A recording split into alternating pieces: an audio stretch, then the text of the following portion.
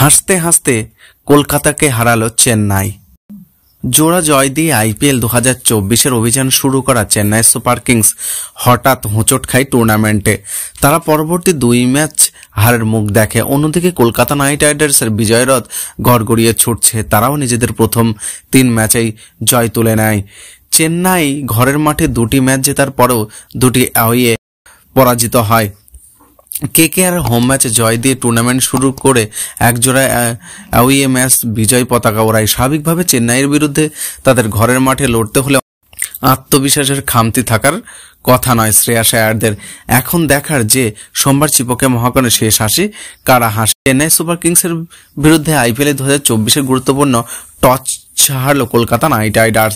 Toss জিতে চেন্নাইয়ের দলনায়ক ঋতুরাজ গাইকোয়াড় শুরুতেই ব্যাট করার আমন্ত্রণ জানায় কেকেআরকে। যদিও নাইট দলনায়ক শ্রেয়াস স্পষ্ট জানান যে তিনি টস জিতলে শুরুতেই বোলিংয়ের সিদ্ধান্ত নেবেন। আপাতত চিপকে টস হেরে শুরুতেই ব্যাটিং কলকাতার। রান তাড়া করবে চেন্নাই সুপার কিংস। চিপকে চেন্নাই সুপার কিংসের বিরুদ্ধে মাঠে নামার আগে কলকাতা নাইট রাইডার্স 3 ম্যাচে 6 পয়েন্ট নিয়ে লিগ টেবিলের 2য় স্থানে। তবে চেন্নাইকে তাদের ঘরের মাঠে হারালে কেকেআর ফের লিগ টেবিলের শীর্ষে উঠে আসবে।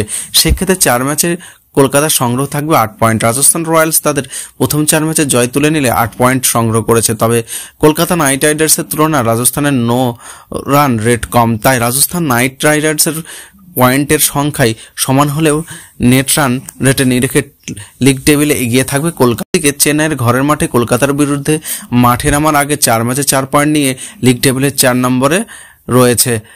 তারা জয় ফিরলে লিগ টেবিলে লাভ দিতে পারবে। সেক্ষেত্রে প্রথম দিকে ঢুকে পড়তে পারেন মহেন্দ্র সিং ধোনিরা।